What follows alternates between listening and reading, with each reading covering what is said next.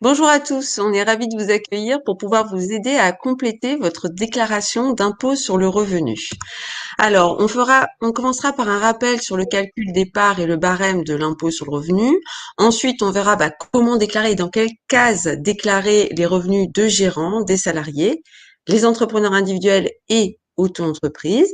Si vous avez des revenus fonciers, LMNP, SCI, et les éventuelles distributions de dividendes.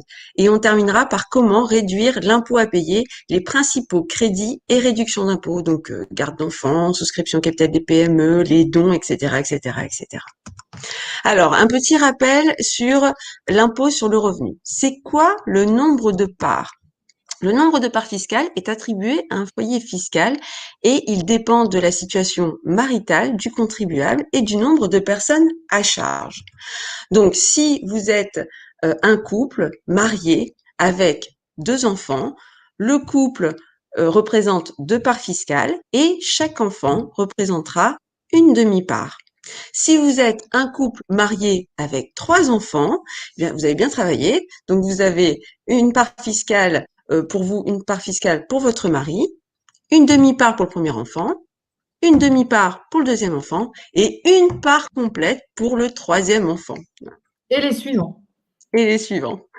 Voilà, donc le nombre de parts, on vous a mis une impression écran du site des impôts pour faciliter un peu voilà, le calcul du nombre de parts en fonction des situations particulières et spécifiques que vous pourriez avoir. Comment comprendre le barème de l'impôt sur le revenu? Voilà, donc le barème de l'impôt sur le revenu, donc il a été réduit pour la tranche allant de 10 000 euros de revenus à 25 000 euros de revenus. Avant, on était sur 14%, maintenant on est sur 11%. Donc, en dessous de 10 000 euros de revenus, vous n'êtes pas imposable. Et à partir de 10 000 euros de revenus, vous commencez à être imposable de manière progressive. Et puis, à partir de 150 000 euros de revenus, 158 123 exactement, vous êtes sur une tranche à 45%. Alors, comment ça se calcule?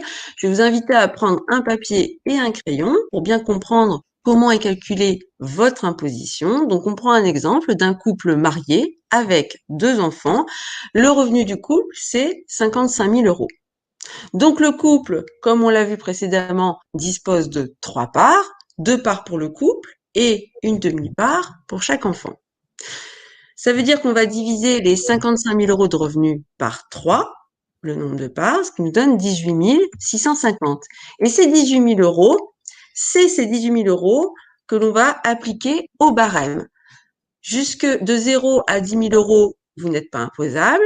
Et de 10 000 euros à 18 650 euros, vous serez imposé à 11%. Ça veut dire que cette famille va payer un impôt sur le revenu de 2 800 euros. Donc, le taux marginal d'imposition de cette famille, c'est 11%. Par contre, c'est pas le taux global d'impôt qu'elle paiera. Elle sera sur un taux d'imposition plus faible, puisque le barème est progressif. Alors, à noter que les revenus que l'on déclare sur votre déclaration d'impôt sur le revenu, il convient de retrancher 10% pour les frais professionnels. Donc, soit on retranche un abattement pour les frais professionnels, soit vous pourrez déduire les frais réels et on vous a réservé 2-3 slides pour vous expliquer ce que c'était que les frais réels par la suite. Alors, comment déclarer mes revenus quand je suis gérant ou salarié? Alors effectivement, les revenus d'activité, donc gérant et salarié. Donc bonjour à tous, merci Marie. Les revenus d'activité, donc on va déclarer aussi bien les revenus des salariés, les rémunérations des mandats de dirigeants. Par exemple, on va parler du président de la SAS ou du directeur général de la SAS. Les rémunérations des gérants, les rémunérations des gérants de SARL, par exemple. Et même les frais réels seront déclarés sur la page qu'on connaît tous, c'est la déclaration principale, celle qu'on appelle la 2042. Là, on vous a fait une petite copie d'écran sur la slide suivante, où vous allez voir effectivement, vous allez reconnaître. Par exemple, les salaires et rémunérations de mandat, donc président de SAS, vont être reportés en case 1 AJ pour Madame, Monsieur et BJ pour Madame, Monsieur ou Monsieur, Madame. Rémunération du gérant de SARL, on sera en case revenu des associés et gérants, article 62, c'est 1GB ou 1HB. Et les frais réels, comme le disait Marie, si on opte pour les frais réels, on le détaillera un petit peu après. On va déclarer le montant réel, la somme donc des frais réels calculés en A1K ou en 1BK. Voilà. On apprend l'alphabet hein, quand on déclare ses revenus. Alors, un petit focus sur les frais réels, oui. Un petit focus sur les frais réels. Donc, comme on le disait, si on est salarié, par défaut, on va avoir l'abattement forfaitaire des 10% sur l'ensemble des revenus. Okay. Si jamais je fais beaucoup de déplacements professionnels, j'ai beaucoup de charges, je peux opter pour les frais réels. Donc, entre parenthèses, évidemment, si ça représente plus de 10% de mes revenus. Hein.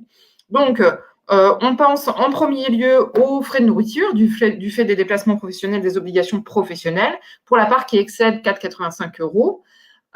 Et également les frais de transport du domicile au travail dans la limite de 80 km aller-retour.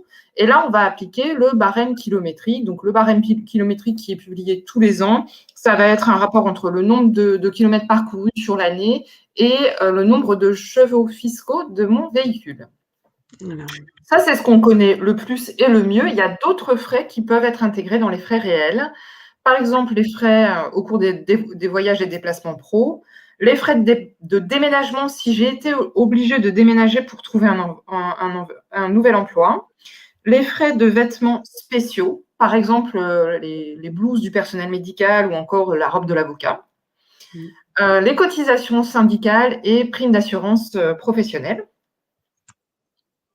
les frais de recherche d'emploi, les dépenses afférentes aux locaux pro, ça va être par exemple la location d'un espace de coworking si jamais ce n'est pas pris en charge par mon employeur, les achats de matériel, outillage, mobilier de bureau, informatique, logiciel, encore une fois, si c'est lié à l'activité pro et que ce n'est pas pris en charge par mon employeur, et les frais de formation pour accéder à un nouvel emploi ou pour évoluer dans ma fonction.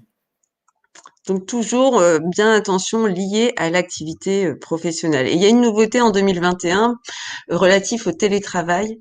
Voilà, avec le développement du télétravail, il y a une exonération en fait du remboursement des frais, donc du remboursement par l'employeur des frais engagés dans le cadre du télétravail dans la limite de 550 € sur l'année 2020. Et alors maintenant, les revenus des entreprises individuelles et auto-entreprises. Donc là, on parle des bénéfices industriels et commerciaux et bénéfices non commerciaux.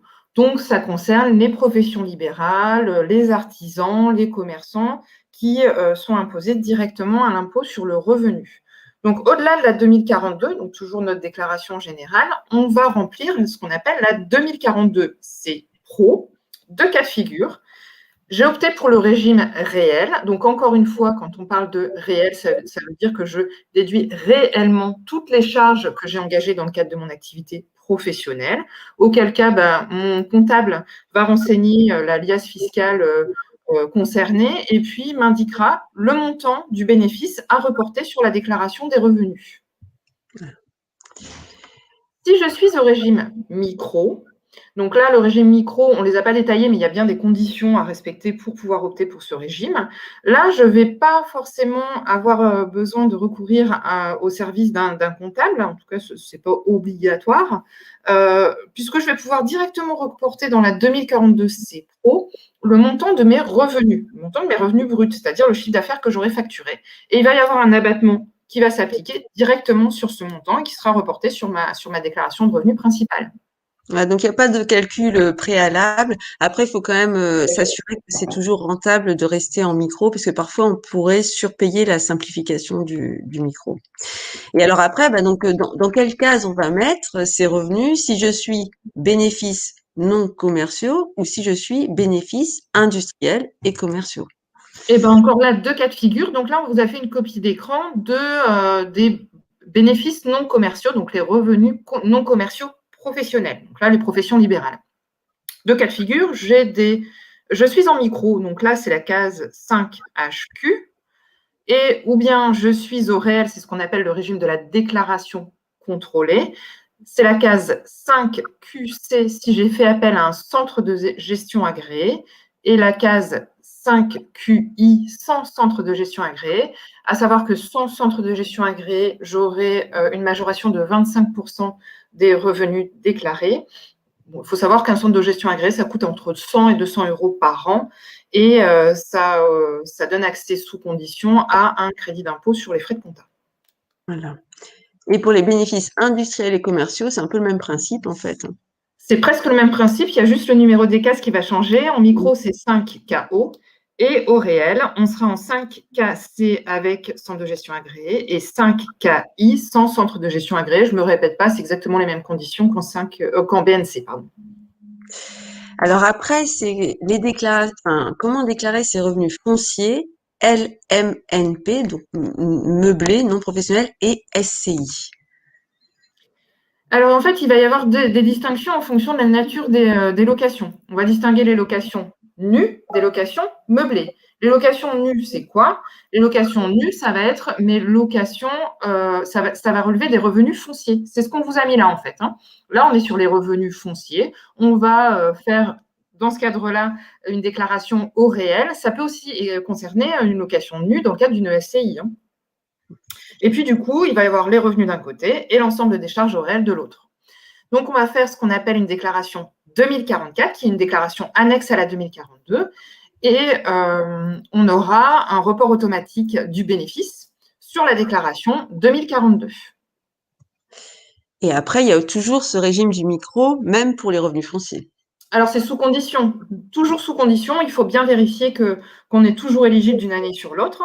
En nu, ça permet de bénéficier d'un abattement forfaitaire de 30%.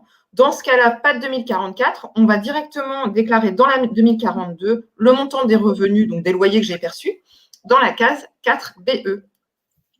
D'accord, merci. Et les locations en meublé.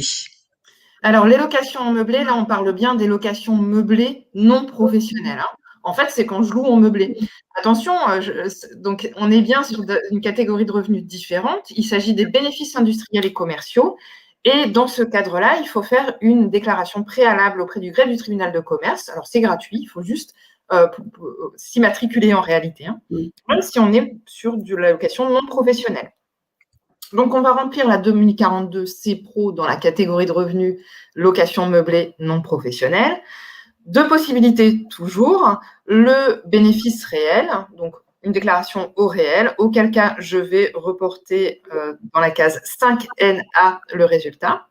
Une déclaration ou une option en micro.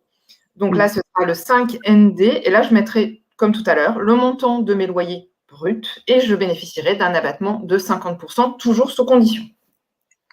Super. Et alors maintenant, comment déclarer mes distributions de dividendes? Alors, par rapport aux distributions de dividendes, on a deux possibilités. Soit une option pour le prélèvement forfaitaire unique ou la flat tax, plus communément appelée la flat tax.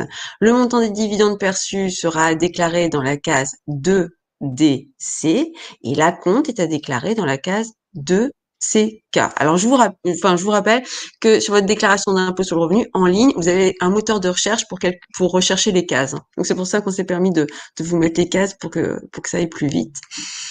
Donc, soit il y a l'option pour le prélèvement forfaitaire unique, soit l'option pour le taux progressif. Ça veut dire que les dividendes doivent être déclarés dans une case 2DC et il convient de cocher la case 2OP pour que l'imposition soit faite au taux progressif. Donc attention, il y aura un abattement de 40% sur le montant des dividendes bruts et quelques retraitements divers. N'oubliez pas que les dividendes sont également soumis aux prélèvements sociaux. Alors, les crédits d'impôt et les réductions d'impôt, comment est-ce que je peux baisser mon imposition? Alors, on n'a pas la prétention de pouvoir tout vous lister, mais au moins de vous donner quelques pistes. Déjà, épargner pour sa retraite. Donc voilà, PE, PERCO, Madelin, etc. Donc, c'est des placements qui peuvent faire baisser significativement votre imposition. S'apporter un peu de confort au quotidien, prendre une personne à domicile, une femme de ménage, une personne pour garder les enfants, faire du périscolaire. Faire un don à des associations, réaliser un investissement locatif. On avait déjà fait un webinaire sur le sujet que vous pouvez aller consulter sur notre site internet dans l'onglet événements. Et après, réaliser des travaux de rénovation énergétique. Alors, il y a encore plein d'autres choses. Les charges déductibles, vous les mettez directement sur votre déclaration 2042. voyez, on vous a fait des impressions écran avec Julie, épargne retraite, service à la personne, emploi à domicile. Voilà, c'est dans les onglets numérotés à partir de 6, charges déductibles. Vous avez aussi la souscription au capital des PME qui concerne fortement les entrepreneurs. Si vous investissez au capital d'une PME, alors PME, c'est des entreprises de moins de 250 salariés, moins de 50 millions de chiffre d'affaires. La société est créée depuis moins de 7 ans, elle n'est pas en difficulté et elle va embaucher 2 salariés à la clôture du premier exercice suivant la souscription ou un salarié si c'est une activité artisanale. Vous pourrez bénéficier d'une réduction de 18% des versements. Cette réduction est portée à 25% si le versement est effectué entre août et décembre de l'année 2020. Attention, il faut bien conserver les parts pendant 5 ans.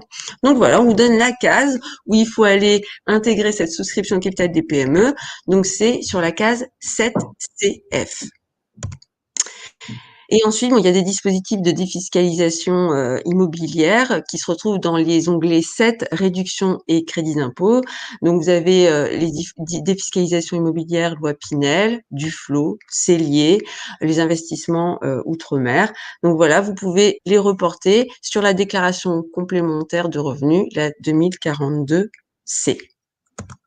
Voilà, en tout cas, on vous remercie de votre attention. On a essayé d'être assez succinct et pratique pour ce webinaire. N'hésitez pas aussi à consulter les autres webinaires que vous pouvez retrouver sur notre site internet dans la partie événements. Je remercie Julie de la société Améliore ta gestion qui est spécialisée dans la formation des dirigeants d'entreprise et des entrepreneurs pour son intervention et la participation à ce webinaire.